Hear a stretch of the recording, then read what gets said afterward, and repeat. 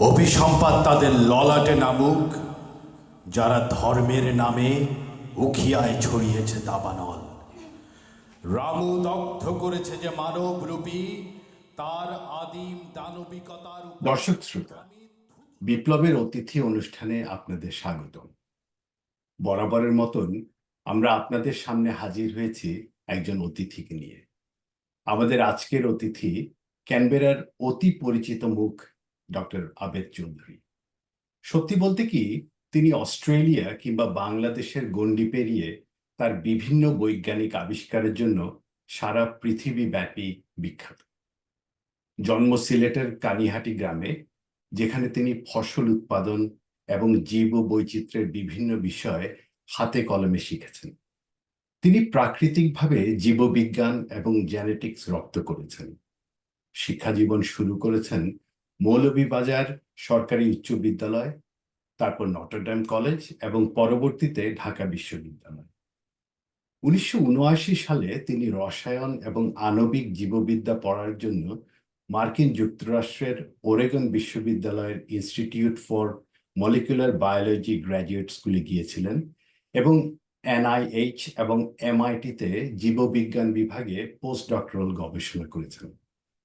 তারপর অস্ট্রেলিয়ার CSIRO plant ইন্ডাস্ট্রিতে তার গবেষণার জন্য আসেন। মূলত 1979 সাল থেকেই তিনি বিদেশে বসবাস করছেন, কিন্তু বাংলাদেশ এবং বাংলা সংস্কৃতিকে তিনি হৃদয়ে ধারণ করেন। তার আরেকটি পরিচয় আছে যা আমরা অনেকেই জানি না। তিনি একজন কবি এবং তার অনেক কবিতা আছে যা আমার পড়ার সৌভাগ্য হয়েছে। তিনি বাংলা এবং ইংরেজি দুই ভাষাতেই বেশ ভালো কবিতা লিখেন, যাতে আমরা বিদ্রোহ, দেশ, নিটোল প্রেম, প্রকৃতি, স্বপ্ন আর স্বপ্নভঙ্গ সবই সমানভাবে পাই। আজ আমরা কথা বলবো তার কবি সত্তাকে নিয়ে। আবেদ ভাই, বিপ্লবের অতিথি অনুষ্ঠানে আপনাকে স্বাগত। আপনার এত ধন্যবাদ। ব্যস্ততার মাঝেও আমাকে সময় দিয়েছেন, তার জন্য আপনার প্রতি আমার গভীর কৃতজ্ঞতা। বিজ্ঞান এবং কবিতা দুটি সম্পূর্ণ ভিন্ন মেরুর। আপনি এই দুটিকে এক করলেন কিভাবে? এটা বলতে গেলে প্রথমে বলা যায় যে আমি মূলত প্রকৃতির চর্চা যেটা যেটা বলা যেতে পারে, যেটা হাইয়েস্ট লেভেল অফ বিজ্ঞান, আসলে প্রকৃতির চর্চা। আসলে পুরো বিজ্ঞানকেই একসময় ন্যাচারাল সায়েন্স বলা হয়। যে মানুষ আকাশের দিকে তাকিয়ে তারাগুলোকে দেখেছে, গাছের পাতাকে দেখেছে, অনন্ত মাঠে ধানের খেলা দেখেছে, এগুলো থেকে বিজ্ঞানের যে কৌতূহল, যেটা বলা হয় প্রকৃতি নিয়ে কৌতূহল, এটা এসেছে। এবং কবিতাও একইভাবে প্রকৃতি চিন্তা থেকে এসেছে। মানুষের ইন্টারনাল লাইফ, যেটা সাইকোলজি বা প্রেম, এগুলো কবিতায় আছে, কিন্তু প্রকৃতি খুব প্রকটভাবে এসেছে। তো আমি এখন লাইফের একটা স্টেজে এসেছি যে আমি পিছনের দিকে তাকিয়ে ভাবি যে প্রথম কবে কবিতা মাথায় আসলো। এগুলো আমি সচেতন ভাবে এখন ভাবা শুরু করেছি, আগে ভাবি নাই। তো এখন মনে হয় যে আসলে এ ধরনের বিজ্ঞানে আমি ঢুকে পড়েছিলাম শৈশবে কবিতার মাধ্যমে। কবিতা এবং বিজ্ঞান একই সাথে পাশাপাশি আমার ভিতরে ছিল, যে কারণে ক্লাস 6-এ যখন, তো সেই সময় ক্লাস 6-এই আমাদেরকে অপ্ট করতে হতো যে বিজ্ঞান স্ট্রিমে যাবে নাকি হিউম্যানিটিজে যাবে নাকি কমার্সে যাবে। তো তখন আমি বিজ্ঞানের জন্য নাম লিখিয়েছিলাম। আমার কাছে কেমিস্ট্রি পড়াটা খুব সহজাত এবং স্বাভাবিক মনে হয়েছিল, কারণ প্রকৃতির মাধ্যমে আমি ওই বিজ্ঞানের ওই লজিকটাকে ভিতরে ধারণ করেছিলাম অলরেডি, এক ধরনের কবিতার লেবাসে আর কি। এই কারণেই আমি বিজ্ঞানের দিকে গিয়েছিলাম, এবং পরবর্তীকালে বিজ্ঞানও আমি এক ধরনের কবিতার মোড়কে বিজ্ঞান করার চেষ্টা করেছি সারা জীবন ধরে। ধন্যবাদ। আপনি কেন এবং কাদের নিয়ে লিখেন? আমার ভিতরে কবিতা এক ধরনের জৈবিক তাড়না থেকে আসে। প্রথমে সেটাই, যে আমি এক ধরনের কম্পালসিভ পয়েট, মানে কবিতা না লিখে থাকতে পারি না, বা কবিতা মনের ভিতর না আওড়াইয়া থাকতে পারি না, এই জন্য আমি কবিতা লিখি। তো আমি একটা সাজেস্ট করেছিলাম যে অসুস্থ মানুষ যেমন একটা ওষুধ খায় তারপরে সুস্থ হয়, আমি এক ধরনের কবিতার চর্চা করে সুস্থ হই। যেমন গভীর রাত্রে একটা কবিতার লাইন আমার ভিতরে আসে, ওইটা আমাকে জাগিয়ে তুলে, এবং কবিতাটা আমি অনেক সময় খাতায় লিখিও না, মনে মনে আওড়াইয়া এটাকে ভিতরে রেখে দেই, কিন্তু ওইটা আমাকে এক ধরনের পালিয়েটিভ কেয়ার বা এক ধরনের শুশ্রূষা দেয়। তো এটা একটা নিউরোবায়োলজির একটা আইডিয়া হিসাবে আমি অনেক আগে ফ্লোট করেছিলাম, যে কবিরা এক ধরনের অসুস্থতায় ভুগে এবং কবিতা হচ্ছে এক ধরনের থেরাপি। তো আমি প্রথমেই আমার আমার কবিতা কবিতা লেখার যে লজিকটা, সেটা এক ধরনের পিল খাওয়ার মতো, একটা পিল খাওয়ার। আচ্ছা। তো হঠাৎ করে এই লাইনগুলো কেন আসে, ওই লাইনটা পূর্ণাঙ্গ হওয়ার জন্য ভিতরে প্রেসার তৈরি করতে থাকে, তারপরে ওইটাকে পূর্ণ কবিতাতে পরিণত না করা পর্যন্ত এটা মনের মধ্যে খচখচ করতে থাকে। এগুলা কেন হয় এটা আমি জানি না এখনো। এটা এক ধরনের তাড়না, এক ধরনের মেন্টাল সাইকোলজিক্যাল একটা প্রেসার, যে কারণে কবিতার জন্ম। তো ইন্টারেস্টিং সব থিওরি আছে, সেটা হচ্ছে যে এই শব্দগুলা একজনের মাথা থেকে আরেকজনের মাধ্যমে যেতে চায়। যেমন শব্দগুলা স্বয়ম্ভূ সত্তা। সম্প্রতি আমি বলেছিলাম যে হঠাৎ নিরীহ মাটিতে কখন জন্ম নিয়েছে সচেতনতার ধান। আমার ধানের প্রসঙ্গে এটা বলেছিলাম। তো এই যে লাইনটা সচেতনতার ধান, এটাকে ইংরেজিতে বলে মিম, MEME। ঠিক যেভাবে জিনগুলা এক বডি থেকে আরেক বডিতে যায় বায়োলজির মাধ্যমে, ঠিক সেভাবে মিমগুলা, কবিতাগুলা বা কবিতার অংশগুলা একটা ব্রেন থেকে আরেকটা ব্রেনে লাফিয়ে লাফিয়ে যায়। যেমন যদি বর্ষে মাঘের শেষ, ধন্য রাজার পুণ্য দেশ, খনার বচন কেউ লিখে রাখে নাই, কিন্তু 10,000 মানে কত কত হাজার বছর জানি না পেরিয়ে এটা এখন আমাদের ব্রেনে আছে। কারণ এই এই যে কথাগুলা, এই যে ক্ষুদ্র কথা, তাই না, সচেতনতার ধান বা ধন্য রাজার পুণ্য দেশ, এটা হচ্ছে একটা মিম, MEME ইংরেজিতে লেখে। এই মিমটা একটা ভাইরাসের, you can think of a computer virus, একটা সফটওয়্যার ভাইরাস, যেটা এক কম্পিউটার থেকে আরেক কম্পিউটারে যায় এবং ছড়িয়ে পড়ে।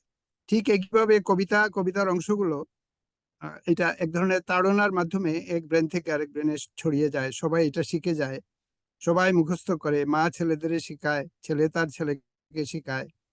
এই যে ভার্টিক্যাল ট্রান্সমিশন হয় থ্রু জেনারেশন, আবার সারা দেশে ছড়িয়ে যায়, এটাকে বলে হরাইজন্টাল ট্রান্সমিশন। এগুলো সবকিছু একটা ভাইরাসের ক্যারেক্টার বহন করে। এবং কবিতা এই দৃষ্টিভঙ্গিতে কবিতা এক ধরনের বায়োলজিক্যাল ভাইরাস, এক ধরনের লিঙ্গুইস্টিক সফটওয়্যার, যেটা আমরা শব্দের মাধ্যমে এটাকে আমরা ছড়িয়ে দিই। এই জন্য আমার কবিতার দৃষ্টিভঙ্গি, এই বায়োলজিক্যাল থিওরিটা, এটা হয়তো অত প্রচলিত না, বাট এটাই আমি মনে করি সত্যিকার অর্থে কবিতাকে ডিফাইন করার একটা ভালো রাস্তা। আচ্ছা, আপনি একটু আগে বলছিলেন যে কবিরা একটা মানসিক অসুস্থতার মধ্যে ভোগে। তো যারা কবিতা পড়ে, যেমন আমাদের মধ্যে অনেকেই আছে যারা কবিতা পছন্দ করে, আবার অনেকেই আছে যারা পছন্দ করে না। তার মানে কি যারা পছন্দ করে তারাও ওই অসুস্থতার অংশীদার? আহ, আমি মোটা দাগে বলবো, অনেকে হয়তো হ্যাপি হবে না আমার কথা শুনে, আমি বলবো যে কবিতা তৈরি করার যে পদ্ধতি, হুম। এখানে দুটো ব্যাপার আছে। যে কবিতা তৈরি করে, যে কবি, বা ভালো কবি হোক মন্দ কবি হোক, ওই কোয়ালিটির ব্যাপারে আমরা নাই বা বললাম। হুম। বাট যে কবিতার তাড়নায় ভুগে, যেমন আমি কবিতার তাড়নাতে ভুগি, আমি নিজে বড় কবি এটা আমি বলছি না, কিন্তু কবিতা আমার ভিতরে আমাকে রাতে জাগিয়ে তুলে একটা লাইন শেষ করার জন্য আমার এক ধরনের তাড়না তৈরি হয়। এবং সুনীল গঙ্গোপাধ্যায় এই পদ্ধতিকে নিয়ে একটা কবিতা লিখেছে, যে একটা কবিতার জন্ম হয় কি করে, তাই না? যে যে হঠাৎ করে উনি ট্রামে ছিলেন, হঠাৎ মাথায় একটা লাইন আসলো যে অবনী কি বাড়িয়েছো। তো অবনী কি বাড়িয়েছো, এই কথাটা এত প্রেসার তার ভিতর ক্রিয়েট করলো যে সেই ক্রাউডেড ট্রাম থেকে নেমে পড়লো, তাই না?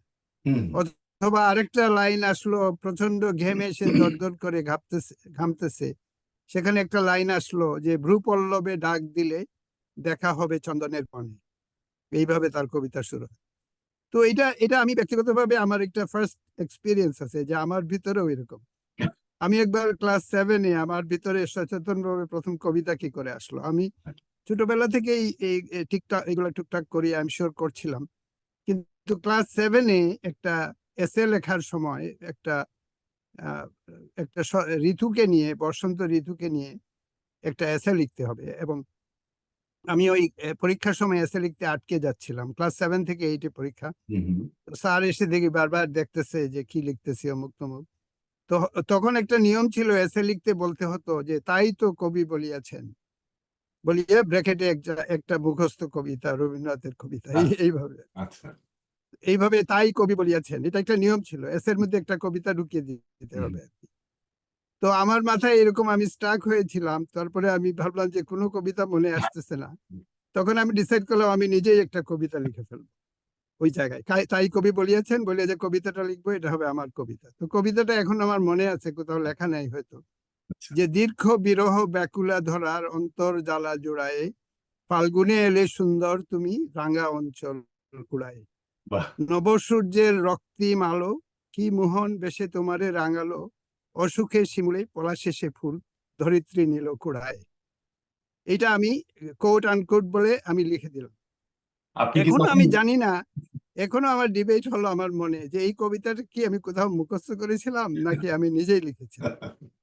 তো আমি যখন এই কবিতা দিলাম, তখন আমার টিচাররা ওই ইয়ারলি পরীক্ষাতে বিরাট একটা সাড়া পড়ে গেল মৌলভীবাজার স্কুলে, যে এই কবিতা কার কবিতা। কেউ বলে এটা হেমচন্দ্র বাগচির কবিতা, কেউ বলে এটা সত্যেন্দ্রনাথের কবিতা, কিন্তু আসলে আসলে কবিতাটা আমি লিখেছিলাম। এবং বাংলার স্যার এটা দেখে এত একই সাথে ইমপ্রেসড, অবাক এবং অলমোস্ট আপসেট হয়ে গেল, যে কিভাবে আমি এরকম একটা রাবীন্দ্রিক টাইপের কবিতা ক্লাস 7-এ পড়া অবস্থায় লিখলাম। এবং এখনো আমি সবাইকে হ্যাপি করার জন্য বলি যে আসলে এটা দুর্বোধ্য অজ্ঞাত এক কবির কবিতা, আমি কোথাও মুখস্থ করেছিলাম। কারণ আমি যদি বলি আমি ক্লাস 7-এ এরকম কবিতা লিখেছিলাম, তখন মানুষ এটা হয় বিশ্বাস করে না। আমাকে যারা ভালোবাসে তারা বলে হ্যাঁ হ্যাঁ তুমি আসলে বড় কবি, আর অন্যরা মনে করে যে না, এটা চাপাবাজি করতেছে। সেই জন্য আমি বলি যে এটা আমার মনে ছিল, আমি জানি না। এবং এই টপিক নিয়ে আমি একটা কবিতাও লিখেছিলাম, যে কবিতা লিখতে হয় না, কবিতা তো লেখা হয়ে থাকে। মানে somewhere in your deep recesses of your mind কবিতাগুলো লেখা আছে, এবং তুমি জাস্ট ব্লার্ট আউট করে দিবে। রাইট, তো এটা নিয়ে আমি খুব এক ধরনের স্ট্রেস ছিলাম, যে এই কবিতা কি আসলে আমি চাপাবাজি করলাম, নাকি আমার মনে ছিল, নাকি আমি ওই মুহূর্তে ক্লাসরুমে বসে লিখলাম। তো পরে আমাকে সান্ত্বনা করার জন্য, যে আমাদের প্রকৃতি বা ঈশ্বর যে যাকেই বলেন না কেন, আমাকে যেমন আরেকটা কবিতা উপহার দিল। তো আমি হঠাৎ করে একদিন বসে আছি, আমার মনে হয় এয়ারপোর্টের কোনো ওয়েটিং রুমে, আমি তো অনেক প্লেন ফ্লাই করি। তো হঠাৎ করে একটা দীর্ঘ কবিতা গড় করে আমার মনে আসলো। এই কবিতাটা হচ্ছে এরকম: তুমি নেই বলে সৎ মানুষেরা ভীত, কৃষকের দ্বারে খিল, তুমি নেই বলে কপুত কপুতি মৃত, পাখি বলতেই ছিল। এবং এই যে একটা ছন্দের কবিতা এসেছে, তুমি নেই বলে সৎ মানুষেরা ভীত, কৃষকের দ্বারে খিল, একটা লাইন আসলো। তারপরে almost immediately without any effort, তুমি নেই বলে কপুত কপুতি মৃত, পাখি বলতেই চিল। এই কবি আমাকে একদম ইয়ে করে দিল আর কি, বিগ সাইকোলজিক্যাল একটা স্ট্রেস তৈরি করলো, যে হঠাৎ করে আমার ভিতরে এরকম এই কবিতা নাজিল হইলো, ফ্রম ওয়্যার ডিড ইট কাম। তারপরে ইট কন্টিনিউ, তুমি নেই বলে গ্রাম নগরীর ভিড়ে গুপ্ত ঘাতক ঘুরে, তুমি নেই তাই বসনিয়া কাশ্মীরে শুধু দুর্বলই মরে। তারপরে তুমি নেই তাই আতুর ঘরেই শিশু লাঞ্ছিত পৃথিবীতে, তুমি নেই তাই ফিরে আসবেন যিশু শান্তির বাণী দিতে। ভেরি ক্রেডিবল কবিতা, উচ্চ মার্গের কবিতা আমি বলবো না, but when you write it then you wonder এই কবিতা কোথা থেকে আসলো, এই কবিতা কোথায় ছিল, কোনো সচেতন প্রচেষ্টা ছাড়া এই কবিতাটা কিভাবে লেখা হলো। এটার কোনো ফাইনাল কনক্লুশন আমার মনে এখনো আসে নাই, কিন্তু আমি মনে করি যে আমাদের সবার ভিতরে, বিকজ যারা এটাতে মানে এটাকে ইংরেজিতে বলে যে সিকিং ফর সিনট্যাক্স, মানে ব্রেইনের ভিতরে একটা জায়গায় শব্দ প্রসেস হয়। So you are sitting somewhere, you are processing শব্দের সাথে শব্দ মিলিয়ে, এটা একটা অভ্যাসে দাঁড়িয়ে যায়, এবং এরাই আসলে কবিতা লিখতে পারে, এই টাইপের মানুষ। অন্যরা হয়তো নাম্বারকে প্রসেস করে, তারা ইঞ্জিনিয়ার হয়। আমি অলওয়েজ শব্দকে প্রসেস করি, আমার সবকিছু শব্দের মাধ্যমে, বিজ্ঞানের শব্দের মাধ্যমে। So I am kind of a processing in my mind words, যে কারণে আমি যখন ঘুমিয়ে থাকি কোনো সচেতন প্রচেষ্টা ছাড়াই আমার ব্রেইন অনেক কবিতা লিখে রেখে দেয়। সেই জন্য আমাকে কেউ 10 মিনিটের সময় দিলে আমি একটা কবিতা হাজির করতে পারি। আসলে একটা ভালো কবিতা হোক মন্দ কবিতা হোক, but I can do it.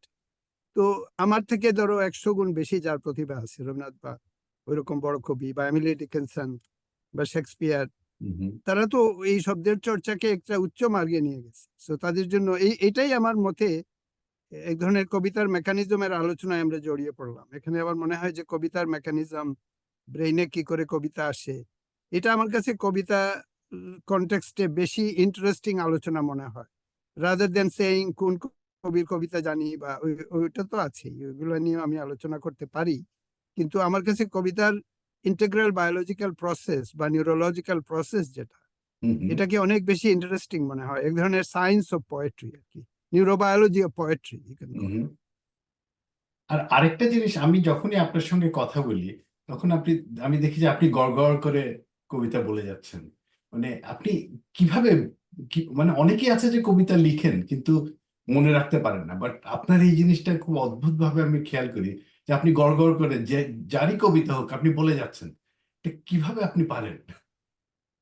এটা আমি ছোটবেলা থেকে পারি। আমার যখন মেমোরিও হয় নাই, 4 বছর বয়স, যখন 5 বছর, আমার গ্রামের একজন অনেক বৃদ্ধ কৃষক, আমার আমার থেকে মুরব্বী স্থানীয়, তো উনি আমাকে, আমার সাথে আসে, কথাবার্তা বলে। তো সে আমাকে বললো, মৌলভীবাজার ইয়েতে আমার এক খালাতো বোনের বিয়েতে গেছিলাম। আচ্ছা। তো বললো যে আপনাকে তো স্টেজে তুলে দেওয়া হলো, আর 5 বছরের একটা ছেলে এত কবিতা বলতেছে, সাথে সাথে একটা ক্রাউড জমে গেল। হুম, তখন আমি বুঝতে পারলাম যে 5 বছর বয়সেও আমি রবীন্দ্রনাথের দীর্ঘ কবিতা, যেমন বহে মাঘ মাসে শীতের বাতাস, অথবা এই এই কথা জানিতে তুমি ভারতেশ্বর শাহজাহান, হুম, হুম, অথবা রুদ্র তোমার দারুণ দীপ্তি। তো তো আমার দেখলাম ক্লাস 7-8-এ যখন উঠলাম, তখন দেখলাম যে একটা কবিতা খুব বিখ্যাত ছিল, যে উদয়ের পথে শুনিকার বাণী, ভয় নাই ওরে ভয় নাই, নিঃশেষে প্রাণ যে করিবে দান, ক্ষয় নাই তার ক্ষয় নাই। এটা আমাদের সময় খুব প্রচলিত একটা কবিতার লাইন ছিল। মেয়েরা এটাকে রেশম দিয়ে স্টিচ করে বাড়িতে ঝুলায় রাখতো, সবখানে দেখা যেত, এটা বিখ্যাত কবিতা।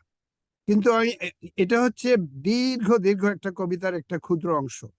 কিন্তু আমি পরে দেখলাম আমার দীর্ঘ পুরো কবিতাটাই আমার মুখস্থ আছে। এটা শুরু হয় এইভাবে: রুদ্র তোমার দারুণ দীপ্তি এসেছে দুয়ার ভেদিয়া, বক্ষে বেজেছে বিদ্যুৎ বান স্বপ্নের জাল ছেদিয়া, ভাবিতেছিলাম উঠি কিনা উঠি। যাই হোক, এটা এখন বলবো না, বাট এটা আমাকে কেউ বললে আমি প্রায় 20 মিনিট ধরে এটা বলতে পারবো, পুরো জিনিসটা আমার মুখস্থ আছে।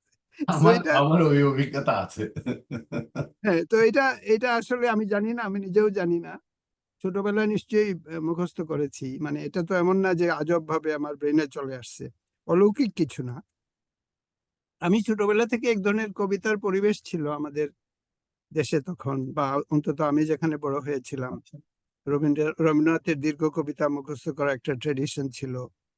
সত্যেন্দ্রনাথের এই, ইয়ে নূরজাহান, আজকে তোমায় দেখতে এলাম জগত আলো নূরজাহান।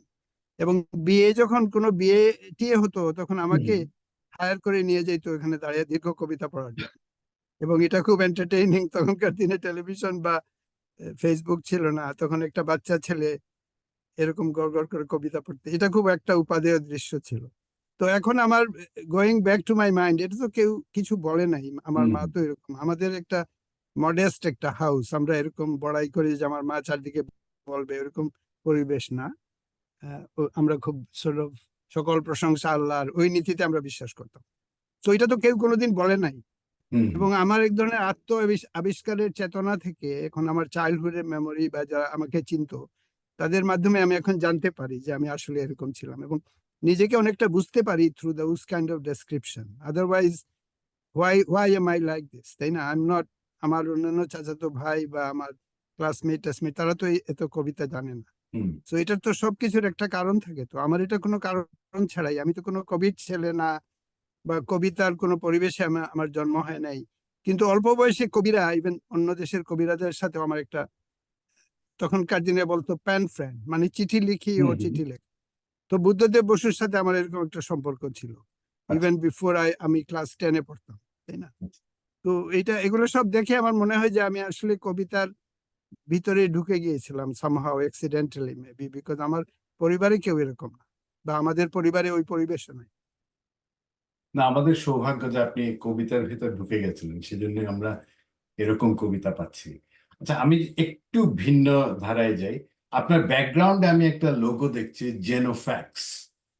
এইটার ব্যাপারে কি একটু বলবেন? জিনোফ্যাক্সটা হচ্ছে একটা কোম্পানি। জিনো মানে জিন থেকে জিনো, আর ফ্যাক্স মানে ফ্যাক্স মেশিন, যে রেপ্লিকেট করা। তো আচ্ছা, আমার একটা কোম্পানি আছে, আরেকজন জাহাঙ্গীর আলম, যার নাম সাথে মিলে আমি করেছি জিনোফ্যাক্স। আচ্ছা, এটা হচ্ছে যে জেনেটিক্স এর, বিশেষ করে স্টুল স্যাম্পল থেকে ডিএনএ সিকোয়েন্স করে গাটে কি ডিজিজ হচ্ছে, গাট মাইক্রোবায়োম বলে, বা গাট হেলথ, অনেকে বলে ডিজিটাল হেলথ। তো যেহেতু ডিএনএ এক ধরনের স্ক্রিপ্ট বলা যেতে পারে, তাই না, একটা কোড। কবিতা হচ্ছে একটা কোড, ভার্বাল কোড। আর জীবনের কোড হচ্ছে জিন। হুম, তো জিনকে ছড়িয়ে দেওয়া, জিনকে ফ্যাক্সিমিলি করা, এটা আমার কাছে একটা স্বতঃস্ফূর্তভাবে একটা গুড আইডিয়া, যেহেতু আমি জেনেটিক্স উপরে পড়েছিলাম। তো জিনোফ্যাক্সটা হচ্ছে একটা কোম্পানি, যেহেতু আমি সারাদিন এই জুম টক দেই কোম্পানির ব্যানারে, এই জন্য এখানে ওইটা রয়ে গেছে। সেটা বদলালে আবার এটা চেঞ্জ করা আমার জন্য কঠিন হয়ে দাঁড়ায়। সো এটা যদিও কবিতার কোনো ব্যাপার না, জিনোফ্যাক্সের লোগোটা রয়ে গেছে আমার পিছনে। না, এটা জেনে ভালোই লাগলো। আচ্ছা, আবার কবিতার ব্যাপারে ফিরে আসি। তা আপনি তো বেশ লেখালেখি করেন এবং প্রচুর কবিতা পড়েন। আপনার মানে প্রিয় কবি কারা? আমার প্রিয় কবি হচ্ছে ওই 30-এর দশকের, 20-এর দশকের রবীন্দ্রনাথের পরে যারা এলেন। জীবনানন্দ দাশ মূলত আমার অনেক প্রিয় কবি দীর্ঘদিন ধরে। সুকান্ত, বিকজ আমি বিপ্লব পছন্দ করি, তোমার নামও বিপ্লব। আমি এক ধরনের ক্লোজেট সোশ্যালিস্ট বলতে পারো, যে সমাজতান্ত্রিক বিশ্ব, সমতার বিশ্ব, কেউ খাবে তো কেউ খাবে না, তা হবে না, তা হবে না, এই লাইনের মানুষ আমি, তাই না? আচ্ছা। তো তো এই জন্য সুকান্তের কবিতা আমাকে অনেক সময় ছোটবেলা মুগ্ধ করেছে, তাই না? প্রয়োজন নেই কবিতার স্নিগ্ধতা, কবিতা তোমায় দিলাম আজকে ছুটি, ক্ষুধার রাজ্যে পৃথিবী গদ্যময়, পূর্ণিমার চাঁদ যেন ঝলসানো রুটি। এই টাইপের কবিতা আমি ছোটবেলা মুখস্থ করেছি, বা সুকান্তের আরো অনেক দীর্ঘ কবিতা। তো আর মূলত আসলে এই ছন্দময় কবিতা, মাইকেল মধুসূদন দত্ত, অমিত্রাক্ষর ছন্দে এক ধরনের খটোমটো মনে করে অনেকে, কিন্তু তার আগে উনি সুন্দর সুন্দর সব লিরিক্যাল কবিতা লিখেছেন। যেমন কেন এত ফুল তুলিলি সজনী, ভরিয়া ডালা, মেঘাবৃত হলে পরে কি রজনী, তারার মালা। এটা আহ, সম্ভবত মধুসূদন দত্ত তার অমিত্রাক্ষর ছন্দের আগে লিখেছে। অথবা আশার ছলনে ভুলি কি ফল অভিনহায়, তাই ভাবি মনে, জীবন প্রবাহ বহি কাল সিন্ধু পানে ধায়, ফিরাবো কেমন। এই যে এই টাইপের হাইয়েস্ট লেভেল শব্দের খেলা যেখানে। তো রবীন্দ্র পরবর্তী পর্যায়ে এরকম শব্দকে নিয়ে খুব হাইয়েস্ট লেভেলে এফেক্টিভ ল্যাঙ্গুয়েজ তৈরি করেছেন জীবনানন্দ দাশ।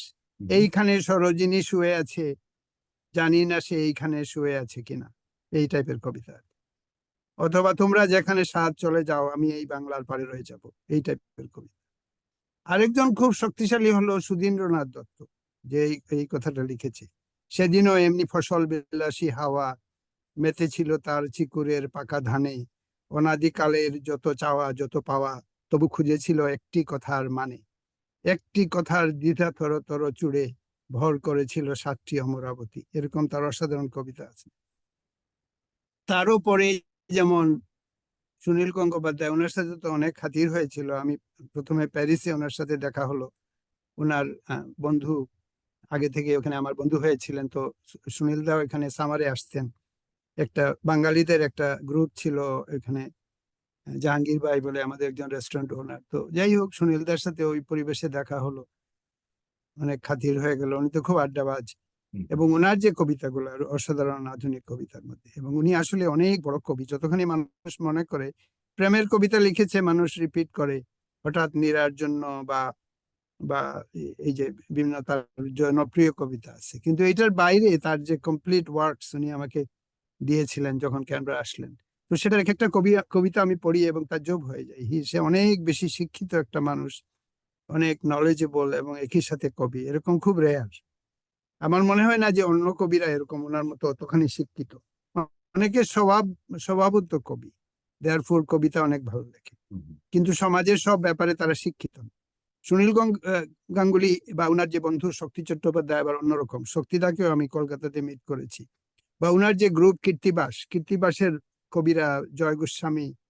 একবার নিউ ইয়ারে আমি ছিলাম, যেখানে সব কবিরা এসেছিল। তো সুনীল দা বুঝতে পেরেছিল যে আমাকে দীর্ঘ দীর্ঘ কবিতা মুখস্থতে কেউ বিট করতে পারবে না, ইভেন কলকাতাতেও পারবে না। তো উনি উনি এটা একটা চ্যালেঞ্জ হিসাবে আমাকে হাজির করতো, যে কে দেখি বলো তো এটা করতে পারবে। তো বেশিরভাগ ক্ষেত্রে I was winning, I knew all the long points almost entirely. তো উনি আমাকে এইভাবে কবিদের সাথে আলাপ করিয়ে দিয়েছিলেন, যে যে অন্তত সে কবিতা তার ভালো কি মন্দ সেটার বাইরে থেকেও রবীন্দ্রনাথের দীর্ঘ কবিতা মুখস্থ করা। তো আমার ছেলে স্বামী যখন জন্ম হলো, স্বামীকে আমি লম্বা লম্বা কবিতা মুখস্থ করাইলাম ছোট বয়স থেকে। আচ্ছা। তো সুনীল দা তখন 2001 সালে, আমার মনে আছে, ওই ওই যে টুইন টাওয়ার ধ্বংস হলো তার ঠিক আগেই উনি ক্যানবেরা এসেছিলেন। তো আমাদের বাসায় বনাইথনের বাসায় উনি আসলেন, আর আমি স্বামীকে বললাম যে তুই একটা দীর্ঘ কবিতা শোনাতো। তো তখন স্বামী বহে মাঘ মাসে শীতের বাতাস স্বচ্ছ সলিলা বরুণা, রবীন্দ্রনাথের লম্বা কবিতা। তো উনার সাথে, উনাকে আমি অনেক ভালোবাসি, বড় কবি মনে করি। উনার পরে রিয়েলি আমার কাছে অত স্ট্রাইকিং কোনো কবি আমি পাই নাই। আল মাহমুদ যথেষ্ট ট্যালেন্টেড, আল মাহমুদের অনেক কবিতা ভালো, শামসুর রহমানের কবিতা ভালো। আর আমাদের আরো কাছের বয়সের যারা, নির্মলেন্দু গুণ দাদার কবিতা তো অনেক প্রতিভা আছে ওনার। বা ইভেন একদম আমার ক্লাসমেট, আমার একই, যদি আমরা এক ডিপার্টমেন্টে পড়ি নাই, রুদ্র মোহাম্মদ শহীদুল্লাহ, তার যে আকাশে ভালো আছি ভালো থেকো, আকাশের ঠিকানায় চিঠি লেখো, এই টাইপের লাইন, একটা কবির লাইন সবাই রিপিট করবে, এটাই তো যথেষ্ট। সো রুদ্রর এই যে ভালো আছি ভালো থেকো, আকাশের ঠিকানায় চিঠি লেখো, এটা তো সবাই রিপিট করতেছে। সো সে তো একটা কালোত্তীর্ণ কবি হয়ে গেছে। আচ্ছা আবিদ ভাই, আরেকটা যে আপনি 30-এর দশক বা 40-50 এই দশকের কবিদের কবিতা বেশ পড়েছেন, তো কন্টেম্পোরারি বা এখনকার যে তরুণ প্রজন্মের কবি, এমন কারো কবিতা কি আপনি পড়েছেন, বা এমন কেউ কি না, আমার স্কুলে আমার আপনার- এইজের পরে যেমন রুদ্র মোহাম্মদ শহীদুল্লাহ, আমি যখন ইউনিভার্সিটিতে ছিলাম সেও ছিল, তাকে আমার মনে পড়ে। ফিজিক্যালি আমরা অনেক সময় ওই যখন সমস্ত আম পেড়ে ওখানে ভর্তা বানিয়ে ফেলা হতো নিউ ইয়ারের সময়, কার্জন হলের সমস্ত, তো ওইটাতে সে জয়েন করতো। এবং আচ্ছা। তারপরে আমি তো 79-এ বিদেশ চলে গেলাম। হুম। তারপরে আমি অনেক কবিতার বই সাথে নিয়ে গেছি, কবিতা মুখস্থ করেছি, কিন্তু ওই বিষ্ণুদে, অমিয় চক্রবর্তী, সুধীন দত্ত, জীবনানন্দ দাশ, এটার বাইরে আমি আর কবিতা পড়িনি। পরে আমাকে যখন অনেকে বলল, আমি দেশে আসা শুরু করলাম, অনেকে বললো আল মাহমুদের কবিতা ভালো, তখন আমি আল মাহমুদের কবিতা পড়েছি। আর শামসুর রহমান, শামসুর ভাই আমরা বলতাম, ওনার সাথে প্যারিসে উনি, আমার এক বন্ধু আরহাম, ওর বাসায় এসে থাকতেন। তো ওনার সাথে তখন আমি প্যারিসে 2000 সালের সামারে, যখন সুনীল গঙ্গোপাধ্যায়ের সাথে আলাপ হলো ও শামসুর রহমানের, তো তখন আমি উনার থেকে ওই যে আহ দক্ষতা লিখে নাম, বা স্বাধীনতা তুমি, রবি ঠাকুরের অমর কবিতা, অবিনাশী গান, এই সমস্ত কবিতা আমি তখন শুনেছি উনার সান্নিধ্যে এসে আর কি। এবং আমি খুব ফরাসি কবিদের কবিতা পড়েছি, পল এলওয়ার বা আরাগো, বোদলেয়ার। আমি আমি ছোটবেলা থেকে ফ্রেঞ্চ শিখেছি, so I became very addicted two French poetry. এবং উনার এবং শহীদ কাজীর কবিতার মধ্যে আমি ওই ফরাসি কবিদের অনেক ছায়া পেতাম আর কি।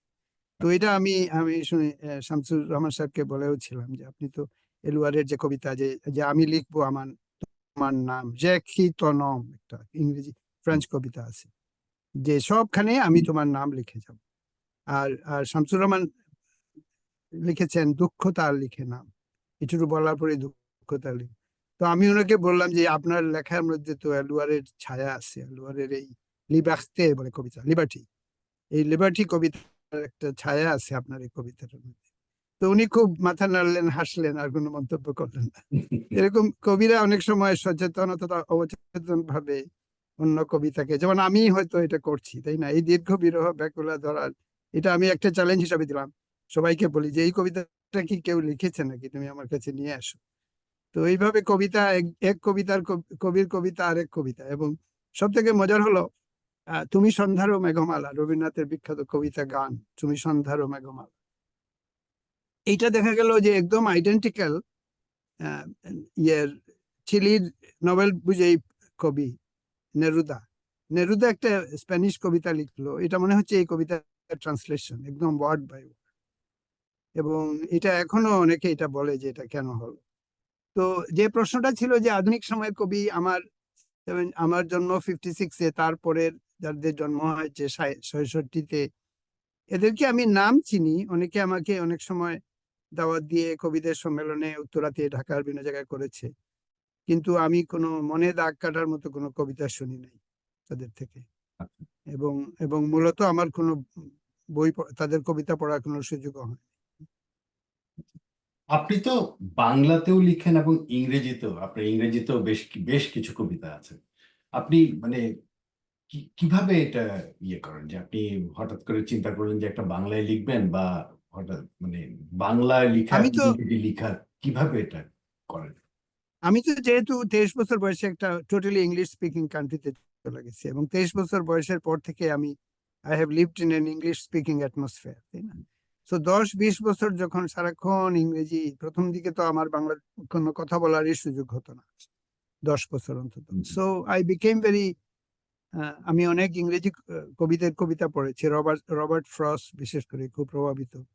এবং I took a road less travel and that made all the difference, তার একটা বিখ্যাত কবিতা আছে। এটাকে ইনফ্লুয়েন্স হয়ে আমি বাংলায় লিখেছিলাম, ওপাশে গভীর বন ছায়াময়, শুধু কাছে ডাকে, অথচ তোমাকে দিয়েছি কথা, অন্য পথে যাব।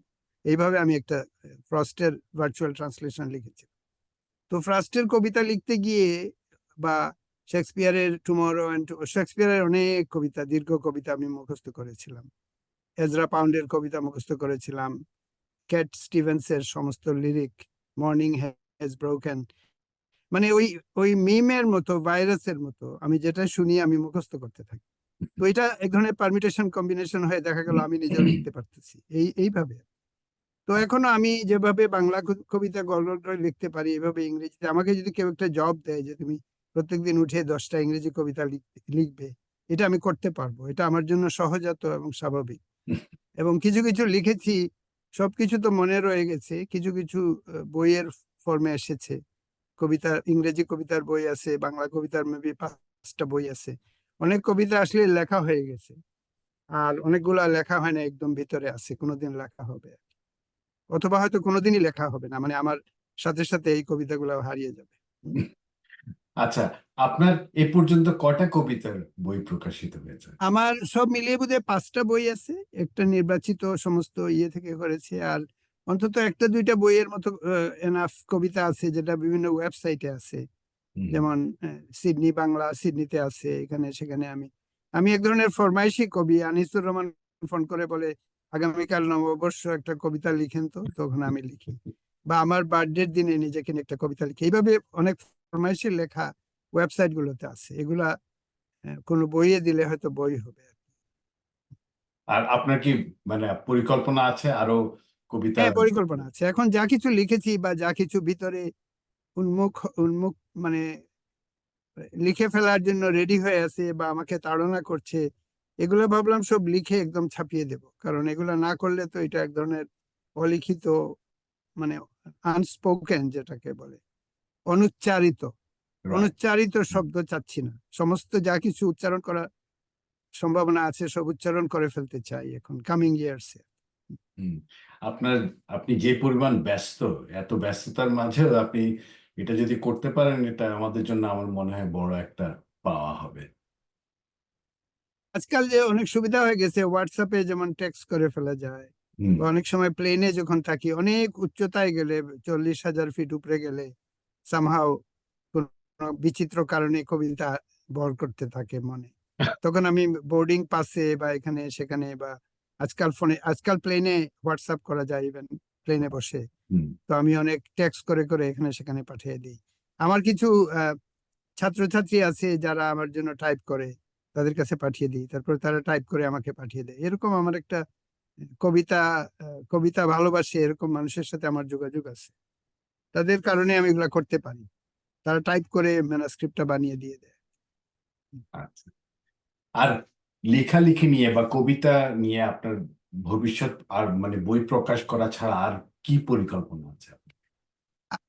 কবিতা মানে জৈবিকভাবে দেহ থেকে কবিতা কি করে আসে। তো আমি একটা বই লিখেছি, অনুভবের নীল নকশা। এটা হচ্ছে ব্রেইনে কি করে শিল্প চেতনা আসে, ব্রেইন কেন আর্ট তৈরি করে, কবিতা তৈরি করে, অনেকটা ব্যাপারগুলো যে আমি এখন বললাম। তো এটাকে আমি আরেকটু একটা বই ফরম্যাটে দেখাতে চাই, যে কবিতা আসলে অবশ্যম্ভাবী ভাবে শরীরে, বডি থেকে আসে। মন আমার দেহ ঘড়ি সন্ধান করি, কোন মেস্তরি বানাইয়াছে, এই যে দেহ তত্ত্বের গান যেগুলো, হুম। এখানে কবিতার মধ্যে একটা দেহ তত্ত্ব আছে। কবিতা আসলে দেহ থেকে নির্যাসিত হচ্ছে, নির্গত হচ্ছে, এক ধরনের মিম, যেটাকে MEME, একটা কোড। হুম। হুম। এটা একটা সাংস্কৃতিক কোড, যেটা আমরা ঠিক যেভাবে আমাদের রক্ত আছে, যেভাবে আমাদের ফুসফুস আছে, বাহ্যিক দেহ আছে, ঠিক এইভাবে ব্রেনের ভিতর একটা অন্তর্নিহিত একটা ন্যারেটিভ আছে, যেটা না করে আমরা থাকতে পারি না। এবং কবিরা আসলে কবিতা না লিখে থাকতে পারে না, তাই তারা কবি হয়। আর মোটামুটি যারা ঠেলাঠুলি করে কবি হয়, যেমন জেনারেল এরশাদ, এরা বেশি কিছু কবিতা লিখতে পারে না। তারা কিছু লিখেই থেমে যায়। এটা এক ধরনের স্ট্যাটাস সিম্বল হিসেবে তারা কবিতাকে ব্যবহার করে। আর অর্গানিক্যালি পয়েট যারা, এটা ভালো মন্দ এটা অন্য বিচার, এটা সমাজ বা সময় বিচার করবে তার কবিতা ভালো কি ভালো না। কিন্তু কবিতার যে ইম্পালস, যেটা কবিতা লেখার যে একটা প্রবল ইচ্ছা, যেটা এটা আমার মতে বায়োলজিক্যাল। এবং এই বিজ্ঞান এবং কবিতা মিলিয়ে এই বায়োলজির একটু অন্বেষণ করতে চাই। এটা এক ধরনের নিউরোবায়োলজি ও পোয়েট্রি। এটা নিয়ে আমার একটা দীর্ঘ বই লেখার ইচ্ছা আছে, কারণ আমার অনেক আইডিয়া আছে এটা নিয়ে। আমি ভাবলাম এগুলো আমি সব লিখে ফেলি এক জায়গায়, তখন মানুষ জানতে পারবে আমি কি ভেবেছিলাম। আচ্ছা, না, ধন্যবাদ, অনেক ধন্যবাদ আবেদ ভাই, আপনার এত মূল্যবান সময় আমাকে দেওয়ার জন্য। আর আমরা অনুষ্ঠানের প্রায় শেষ পর্যায়ে চলে এসেছি। আমাদের দর্শকদের উদ্দেশ্যে আপনার কি বলার কিছু আছে? দর্শকদের উদ্দেশ্যে যেটা বলার সেটা হচ্ছে, কবিতা এক ধরনের থেরাপি। কাজেই কবিতা পড়বেন, ছন্দময় কবিতা রবীন্দ্রনাথের, বেলা যে পড়ে এলো জলকে চল, পুরানো সেই সুরে কে যেন ডাকে দূরে, কোথা সে ছায়া সখী কোথা সে জল, কোথা সে বাঁধা ঘাট রসত্তল, ছিলাম আনমনে একলা গৃহকোণে, কে যেন ডাকিল রে জলকে চল। আমি সবাইকে বলবো যে এই টাইপের একটা কবিতা বেছে নিন এবং দিনের মধ্যে এটা জপমালা করেন, মানে জপতে থাকেন, জপতে জপতে জপতে জপতে কবিতা জপতে জপতে জপতে দেখবেন আমি মানসিকভাবে বদলে যাবেন, আপনি প্রকৃতির কাছাকাছি চলে আসবেন, মনের সব অশান্তি দূর হয়ে যাবে। এইভাবে আমি যারা দর্শক শ্রোতা তাদেরকে আমি বলছি যে কবিতার চর্চা করেন এক ধরনের থেরাপির জন্য, শুধুমাত্র সংস্কৃতির জন্য না। আমি জানি যে তোমাদের কবিতার গ্রুপ আছে এক ধরনের পারফরমেন্স ভিত্তিক কবিতা, কিন্তু আমি চাচ্ছি অর্গানিক কবিতা, যে মানুষ ঘুম থেকে উঠে এটা জপমালা করবে, এটা জপবে। এবং এই চ্যান্টিং অফ পোয়েট্রি, যেটা অর্গানিক চ্যান্টিং অফ পোয়েট্রি, এটার মাধ্যমে তারা বদলে যাবে, তারা মহৎ হয়ে উঠবে। এটা আমি চাচ্ছি সবাই করুক, আমি নিজেও করি এবং সবাইকে করতে আহ্বান জানাচ্ছি। অনেক ধন্যবাদ আবেদ ভাই আপনার মূল্যবান সময় দেওয়ার জন্য, এবং আপনাকে অনেক ধন্যবাদ। আমি আমার শেষ বক্তব্য দিয়ে অনুষ্ঠানটা শেষ করে দেই। দর্শক শ্রোতা, এতক্ষণ আমরা শুনলাম ডক্টর আবেদ চৌধুরী, যিনি একজন স্বনামধন্য বৈজ্ঞানিক, কিন্তু উনি আজকে কবিতা নিয়ে এত গড় করে এবং অনর্গল ভাবে আমাদেরকে বলে গেলেন যে এটা যে কারোর জন্যই একটা, মানে কি বলা যায়, একটা মানে যারা সাহিত্যের ছাত্র বা যারা সাহিত্য পছন্দ করেন তাদের জন্য খুবই ভালো একটা টপিক হতে পারে। আর বিপ্লবের অতিথি আপনাদের কেমন লাগে যদি আমাদের জানান, আমরা উপকৃত হব। আমাদের মতামত জানানোর ঠিকানা হলো biplobberothithi@gmail.com। আসছে খুব শীঘ্রই আরেকজন অতিথি নিয়ে আপনাদের সামনে হাজির হব। ততদিন পর্যন্ত যে যেখানেই থাকুন, ভালো থাকুন, সুস্থ থাকুন, আনন্দে থাকুন। ধন্যবাদ। তার মুখের উপর যেন নেমে আসে অন্ধকার, যে আগুনে তারা জ্বালিয়েছে বুদ্ধের বাণী, সে আগুনে তাদের হৃদয় দগ্ধ হোক, তাদের শরীর বেঁচে থাকুক এক নরকের স্মৃতি নিয়ে ততদিন, যতদিন না তারা জেনেছে এদেশ একদা ছিল বুদ্ধের আর দীপঙ্করের।